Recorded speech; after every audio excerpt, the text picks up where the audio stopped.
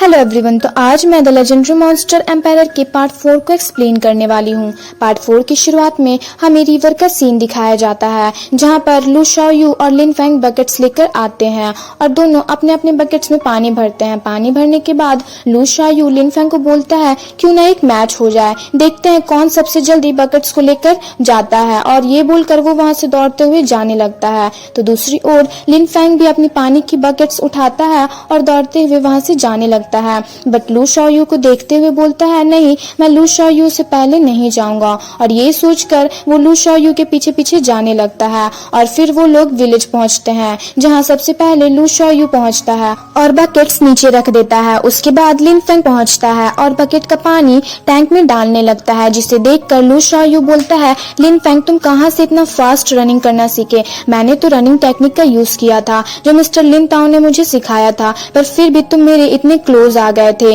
तो लिन फैंग बोलता है मुझे पानी की बकेट्स कैरी करने की आदत हो गई है, इसलिए मुझे इसकी प्रैक्टिस हो गई है। तो लिन फैंग की ये बात सुनकर लू शाओयू सोचने लगता है तो पानी लाना और लकड़ियां इकट्ठा करने से तुम्हारी स्ट्रेंथ इतनी बढ़ गई है। और फिर वो ये भी सोचने लगता है कि ऐसा तो सभी लोग विलेज में करते हैं, पर कोई भी लिन फैंग के जैसा नहीं है। तो लिन फैंग बोलता है थैंक गॉड तुम मेरे साथ हो, नहीं तो मुझे 2 घंटे लगते थे टैंक को फुल करने में, और तुम्हारे साथ मैंने टैंक को 1 घंटे में ही भर दिया। और उसकी ये बात सुनकर लू शाओयू बोलता है चलो अब हम लकड़ियां इकट्ठा करते हैं। और नेक्स्ट सीन में हमें जंगल का सीन दिखाया जाता है, जहां पर लू शाओयू और लिन फैंग लकड़ियां इकट्ठा कर रहे होते हैं।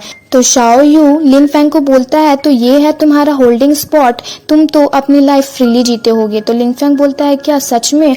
और वो शाओयू से पूछता है क्या तुम्हारी विश कोई विश है? तो शाओयू बोलता है विश। लिन फैंग की ये बात सुनकर शाओयू उदास होकर एक पेड़ के पास जाकर बैठ जाता है और बोलता है मेरी विश है कि मैं एक ट्रांसेंडेंट और सेलेशियल बनूं। तो लिन फैंग बोलता है सेलेशियल? तो शाओयू बोलता है हाँ, मेरे टीचर ने कहा है अगर की दुनिया में शांति होती है तो खतरा भी होता है, और डेमन अब भी चारों तरफ घूमते हैं और मुसीबत खड़ी करते हैं, इसलिए मैं एक डेमन किलिंग सेलेशियल बनना चाहता हूँ और सबकी मदद करना चाहता हूँ। और लिन फैंग से पूछता है तुम्हारी विश क्या है? तो लिन फैंग बोलता है एक ऑर्डिनरी पर्सन बनना चाहता हूँ, और ये बोलकर वो उस लड़की के बारे में सोचते हुए मुस्कुरा रहा होता है। लिन फैंग की ये बात सुनकर शाओयू बोलता है लिन फैंग हार मत मारो, मैं श्योर हूँ तुम एम्बाइंड एनर्जी को जल्दी ही डिटेक्ट कर पाओगे, और अगर तुम ट्रेनिंग नहीं भी कर पाओगे तो जब तक मैं हूँ मैं तुम्हें प्रोटेक्ट करूंगा और कोई तुम्हें बुली नहीं करेगा। तो लिन फैंग उससे थैंक यू बोलता है। तो शाओयू बोलता है थैंक यू बोलने की कोई जरूरत नहीं है,